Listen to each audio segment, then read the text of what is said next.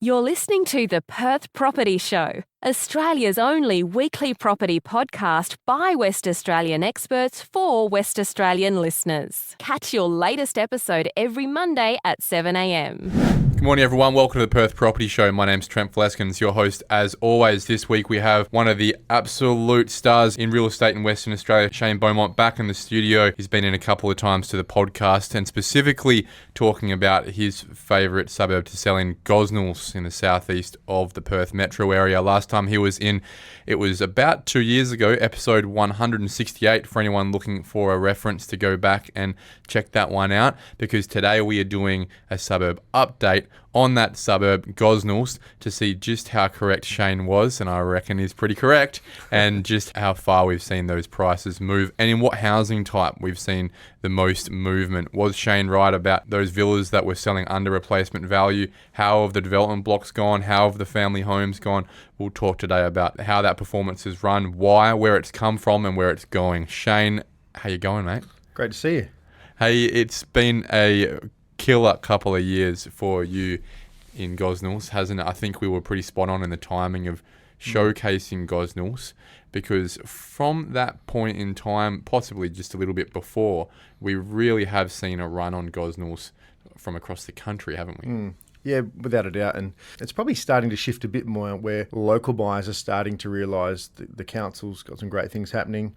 Logistically, it's not far from all amenities.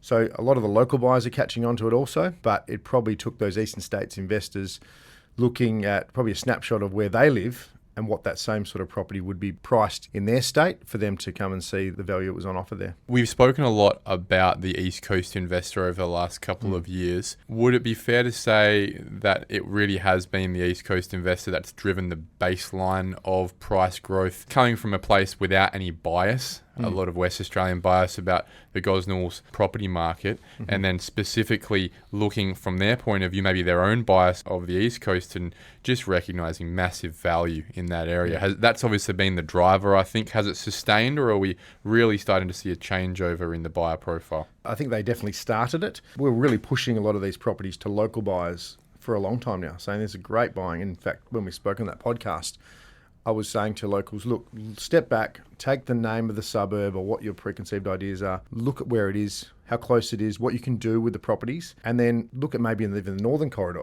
what they've done with a similar demographic, similar location. Then you go to a national and look in Sydney, Melbourne, proximity to airport, good infrastructure, train stations, schools, all those sorts of things, location to CBD. And when you start to do that and peel it back, sometimes you're so caught up on what has been the market or what's been in the area. When you do that exercise, you realise it was way undervalued. And that's why I think it was a poignant time to showcase the suburb. Back then I asked you what the median house price was, and your response was $320,000 for a house. What is it now? Well, depending on the type of property, but it's sort of $420,000, $430,000 now. I probably think that's a bit of a lag effect, which we'll go through in more detail. 3x1, full block, back when we originally spoke, they were going early threes. If they're half decent right now, half decent, very high fours, early fives. Renovated, early sixes, high fives. So that's rapid growth. But the reason it has gone so quickly is a lot of people are starting to compete in WA with those investors. But if they got in earlier, which we're saying, look guys, you may as well look at buying this as opposed to renting. And probably to a degree, WA is always, we're late to the party. And I feel that sort of happened in those areas. I look growing up, and I grew up in Gosnells, an area like Willagee. Willagee wasn't what it is today. We've just had a subject sale off on another property sold in Bicton. He's just transacted on his 4x2 on 700 square metres for $1.25 million. In Willagee. In Willagee. So, and we showcased that a couple of weeks ago, speaking about that massive price growth. And the reason is, if you look around it, obviously, whether it be Melville, Bicton, you're literally just on the other side of the road, and sometimes those areas get forgotten about. For example, through that south corridor, I think Gosnells was forgotten about. It's such a big suburb, but Langford at the moment, it's just next to it, and Langford was always more expensive than Gosnells. The reality is, properties in Langford at the moment are selling for about the same, like for like, which is crazy. But there are little pockets people forget about. And Gosnells at the moment definitely got the exposure because the transactions are higher. Obviously, 7,500 properties means the amount of transactions is going to be a higher number. But the locals are finally catching on, which is meaning rather than it being 70% realistically eastern states investors, it's probably now about a 50-50 of the successful buyer. but the inquiry is still probably higher from the eastern states investors. Yeah, it's really interesting to see. And I assume, therefore, that the mix in Gosnells is pushing more again and again and again towards the investor housing type there. Yeah. So you're losing a lot of owner-occupied properties in Gosnells. We are, when I'm speaking to a lot of owners and they're saying, I'd really love it to go to a young family. We'd love that too. But the reality is if the investor is willing to pay 30, 40, 50 grand more, it's not that the young family's missing out because we still need somewhere to live. It's going back into the rental pool.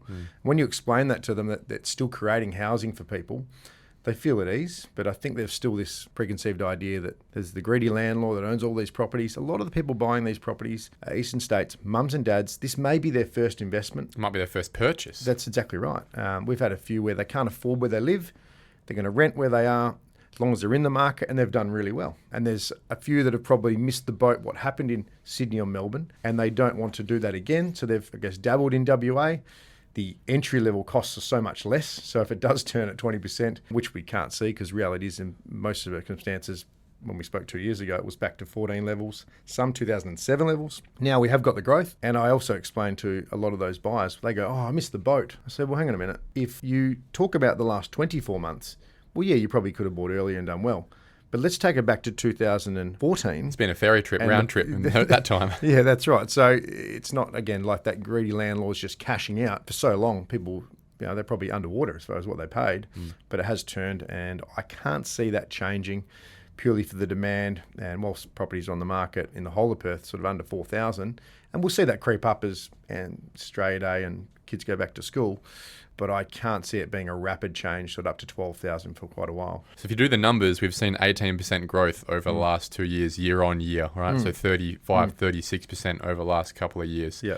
Can we sustain that in a place like Gosnells with the buyer profile? If most of the buyers are East Coast buyers who are, I would suggest, higher socioeconomic, coming down to invest in a place like Gosnells rather than coming from the local area. Is that a sustainable number, 18%? Obviously, that is 50% more than the median of last year. Yeah. If you said to me 2 months ago and then 2 months before that, I'm always saying I can't see it staying at this rate. The reality is it is actually moving quickly. It's moving quicker than that. Yeah. As I was saying off air, when I look at some of the sales evidence, I still think even if you're looking 12 weeks back, it's way irrelevant what sold. So when we're selling a big price 3 months ago, it's only 6 weeks later we're going, wow, looking back, that was a great buy. Why? Just because how quickly it's moved. And that Why is it moving so quickly in Gosnells over the last 3 months? And to be frank, you're not the first person to say that. Peter Zambodi and Siobhan McHale, number one agents in their respective suburbs the last 2 weeks, have both said that in the last 3 months, they've seen another step change. Yeah. I think the education around buyers and looking at what things are selling, detaching from where they were and where they are now, they've realised. Like you speak to buyers and so I know I could have got that.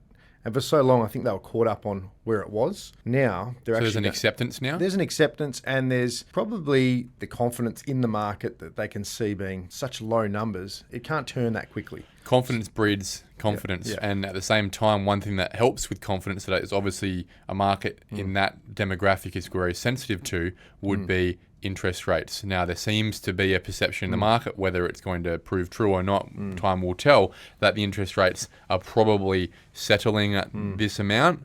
And that breeds a level of confidence about what people can budget for, how their pre-approvals are looking. Do you think that your market's a bit sensitive to that? I actually don't. Look, for example, a $400,000 villa, which last year was a $300,000 villa, we're renting them for $550, $580 a week. I use an example. On an $800,000 property, you're not necessarily getting $1,100. I think that sort of price point of over $600,000, I think the interest rates are probably pinching a bit more because the returns aren't there. But the returns are so strong at that level. In fact, I can't remember the last time I had a buyer try to use that as a negotiating tool. Oh, interest rates, and because it just doesn't. So you're saying the rental yield is supporting the serviceability of the investor? Exactly right, yeah. It probably is a sweet spot, that price point. Interesting. 12 months ago, it was sub 450 it worked. It's now very high, 500-600. It starts to not work as well. But we might be sitting in 6 months and saying, oh, that's changed. Yeah, the rent's now $650 a week. Yeah, a couple of examples. We've just leased a 3x1, which went for $510 for $580 a week. We've had a 3x1, which was really well presented, really neat and tidy in the early 600s. 6 months ago, that was sort of groundbreaking at $525. What about 3-4 years ago? $320, maybe.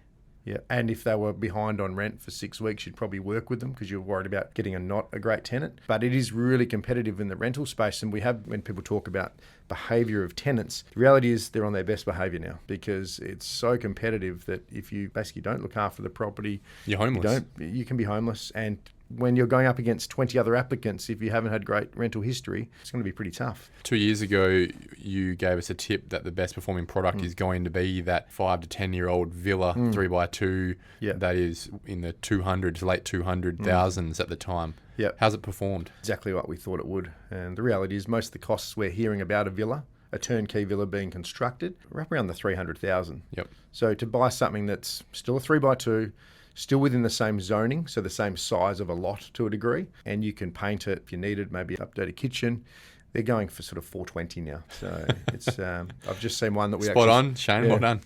It was obvious though, wasn't It's it? so obvious because the yield was there, the new product isn't there. So when I look at areas that are probably, and if you speak to top agents like Elsie Corby, for so long in Baldivis, her clients weren't competing with the established. It was the house and land package, the new one coming up. Now, Baldivis has been going gangbusters because that's off the table. In Gosnells, there isn't a huge amount of new large homes. And whilst if there was a new large home on a full block, it'd probably go for 750, 800,000, which we've just transacted by. People would pay that. People would pay that. But the villa space, because the developers haven't been willing to push the button understandably, that new product hasn't come to market. So that second-hand villa, which is still relatively modern, obviously the reason they have the zoning is it's close to infrastructure, it's walking distance to most amenities, they've skyrocketed. And I can't see them slowing down at all. So you're saying that you're driving the streets in Gosnells and you're not seeing anything under construction still? There's a couple, but when I look at what they would want to achieve in the current market, and I think they would achieve for 3x2s completed, depending on what they paid for the land, because a lot of these people bought this land back pre-2014 and they've done nothing with it. Burning cash. Burning cash, sitting there. They would probably go close to 500, a brand new product. Well, that triplex would have cost them high 500,000s to finish. Yep. Now it's 900s. Those larger blocks are a really good barometer for the market and I guess the confidence in the market. So if I look at 2007, they got up to about 450 for those 1,300 square metre lots, 5-unit sites. 2014, they went right up to 550. 2016, they were selling at 320. We've just transacted on 2 of those, which have gone for 630 and 637,000. So how are they doing their numbers on that? That's not stacking up. It's not stacking up if you aren't anticipating growth. So the yield isn't as high as what we've just spoken about. But interestingly enough, we'd always sell previously when people were ready to develop a cleared site with DA for more, obviously, than one with a house on it. It's the other way around now.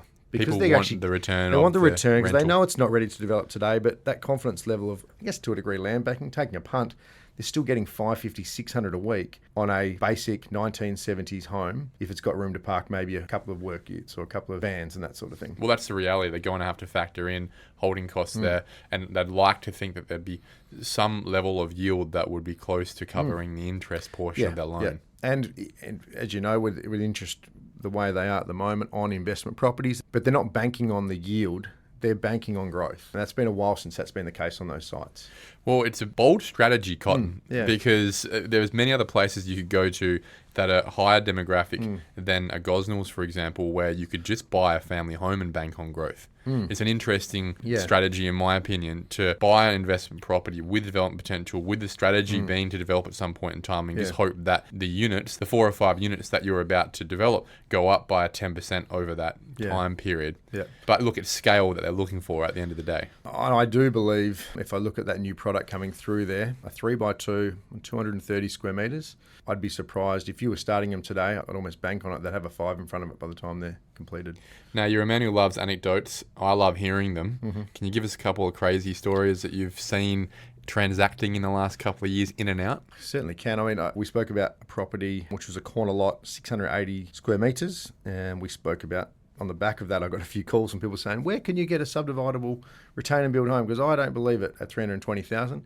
We've just transacted on one which was basically held just over the capital gains period to a degree, and that's gone for just over 500. Had another one which they paid 345,000. They've had it for 16 months, and it wasn't like it walked off the shelf. 4x2, very small 4x2, but buyers from over east, funnily enough, took the punt. Still haven't seen the property, never been to WA. We've just transacted on that yesterday at 575.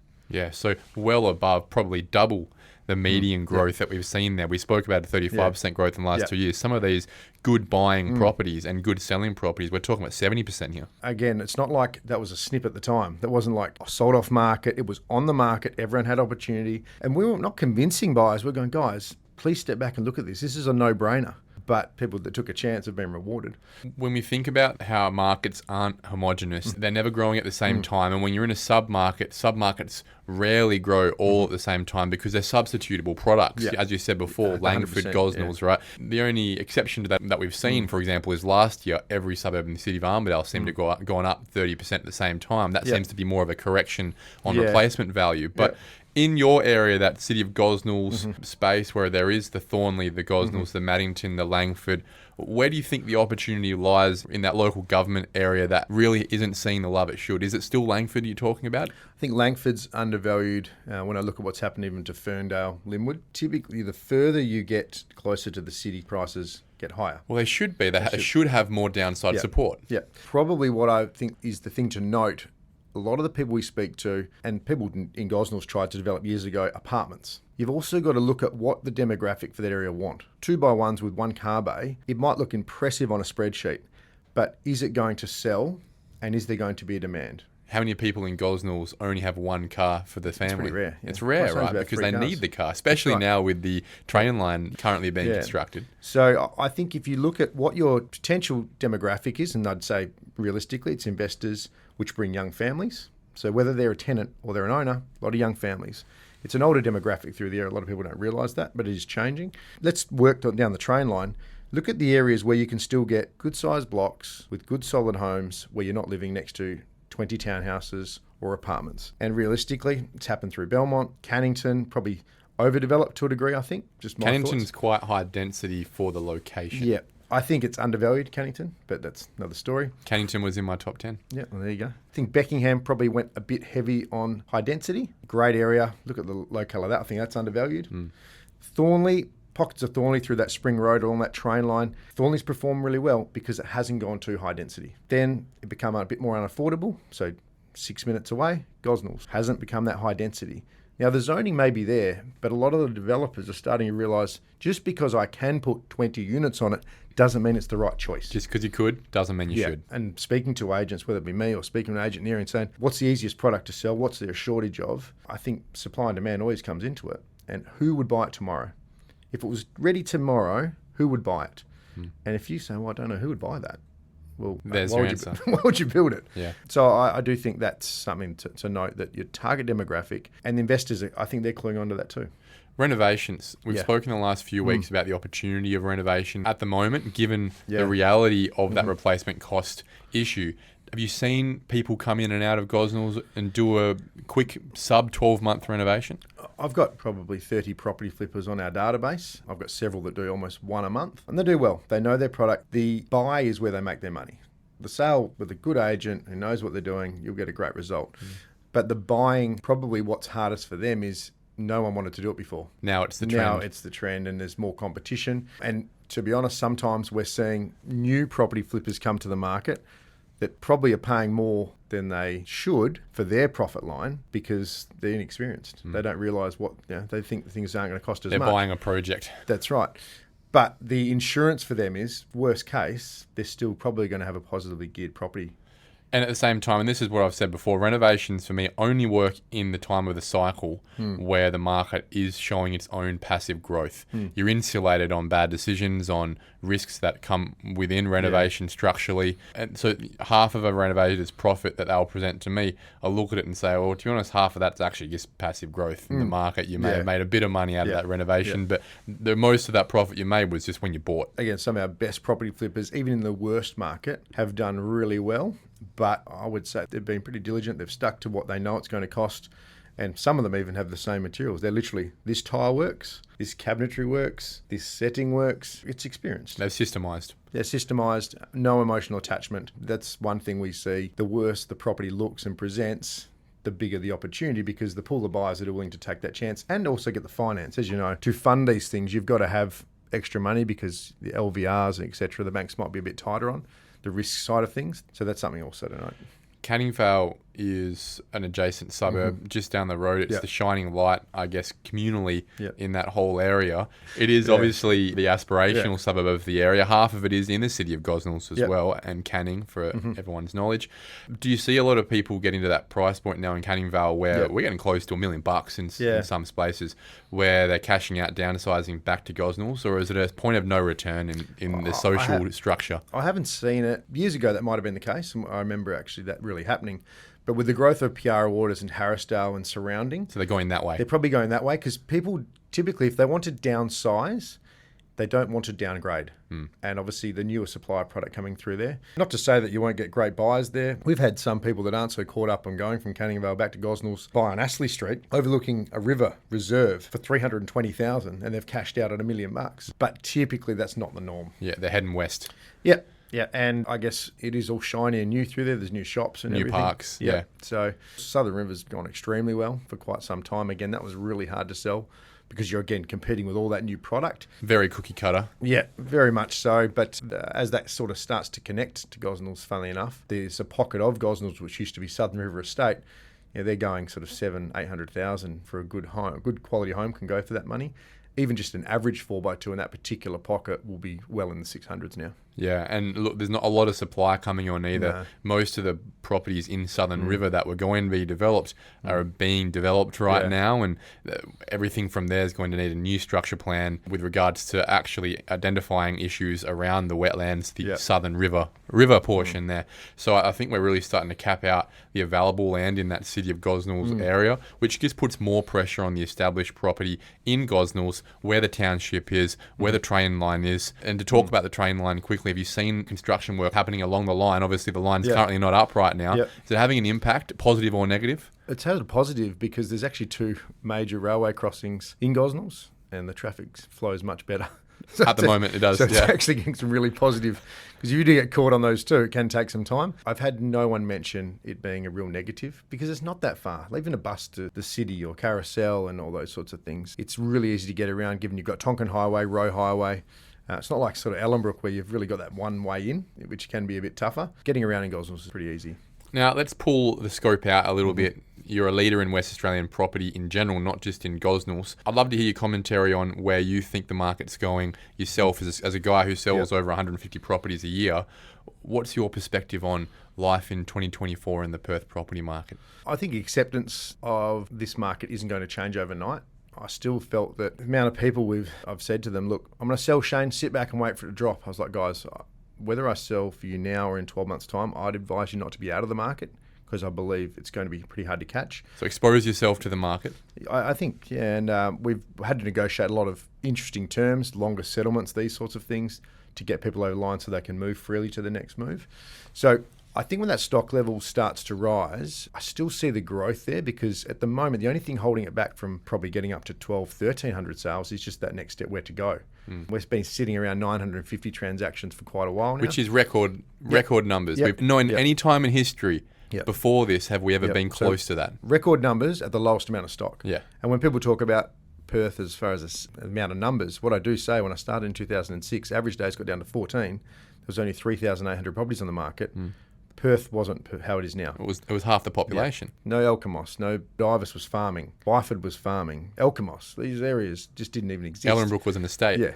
So it's pretty gnarly when you think that amount of transactions will be taking place with such a low amount of stock. Yeah. So I think even that 12,000 that they used to say was a balanced market is probably not right when you think about that's been quoted since 2007. Yeah, we've been talking about 12 to 13,000 as Yeah. a balanced market since the market was half the size. Yeah. So it's probably So we're that much further. So we're really have double the pressure than the last time we had the most amount of pressure in this market before. And it takes a long time to replace that. I was talking about this a couple of days ago with a friend, and what is the pathway to a balanced market or a market that is weaker than the one we have right now? And the only way we get to a balanced market, let's say it is just nominally 13,000 properties on the market, so 9,000 more properties than we have right now. Yep. So essentially 3 times the amount of properties we have on the market right now. So how do we get there? Well, to do that, the amount of demand has to drop right off, has to come back to maybe 500 properties a week, which is the lowest we ever saw in 2019 sort of time. I don't see that happening given population growth. Yep. All right, so that's not going to happen. So let's suggest that transaction numbers sit at 900 for the foreseeable future. Yeah. Therefore, the only way we see the supply numbers pop up to, let's say, 13,000 properties, let's say it's 10,000 more than we've got right now, is we need to be putting on the market more than 900 properties. Let's say we're bringing to market 1,200 properties a week. That's 300 properties a week, right? That's still going to take a significant amount of time to get that market back up. And it's just not even a reality. The market doesn't have that capacity to bring that amount of properties on the market in the first place. No, not with how quickly they're getting chewed up. But even if you look at, say, 950 transactions a week, even if we doubled the market tomorrow, average days... Well, you just bring it back to a year ago. Yeah, 18. Yeah.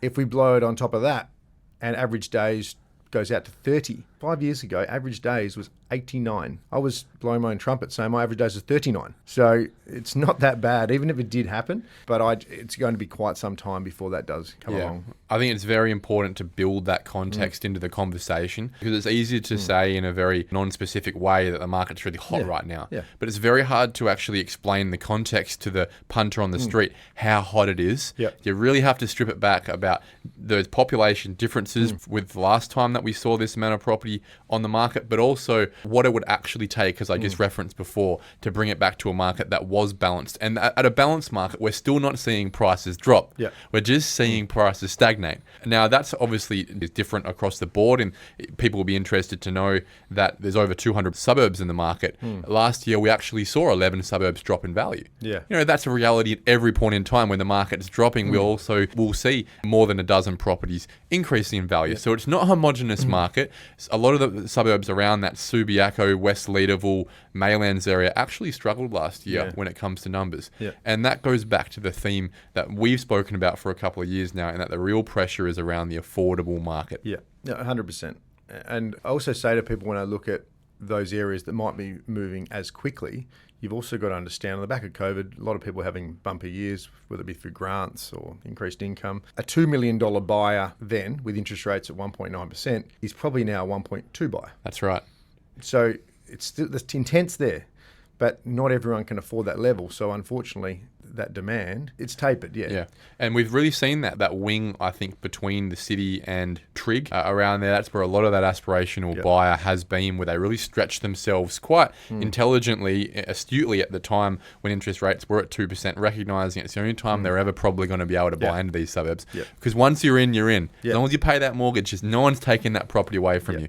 And then to get to a point where those people who probably didn't jump on when they should have, those guys trying to get in now, it's just not happening for them. So they're either having to double up with a friend or wait for that promotion. Those are the only ways that those guys who didn't buy in 3-4 years ago will be able to do the same thing now. Correct. Not the same issue, though, in the city of Gosnells. No, because there's no mooring line stopping them from injecting into the market tomorrow, because the affordability is there. It was always rent there. returns there. Even if it's dropped. Yeah.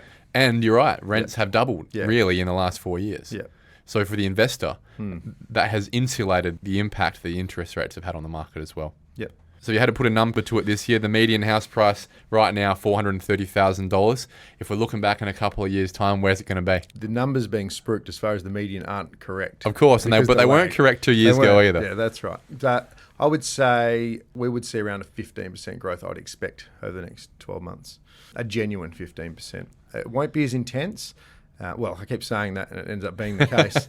But I look at a property today before we put it on and I'm saying we always want to push prices for owner without losing engagement from the market. If everything tomorrow in that area with the demand, every owner said collectively, guys, as a union, we're putting $25,000 on everything. Would it sell? Yep. Collectively, if we put $35,000, would it sell? Yep. So when I start to look at that, and if it got up to 50, I'd still see the market buying it. It's hard to not see measurable growth. Well, there's your 15%. Yeah. And that's how I sort of step back and look at it.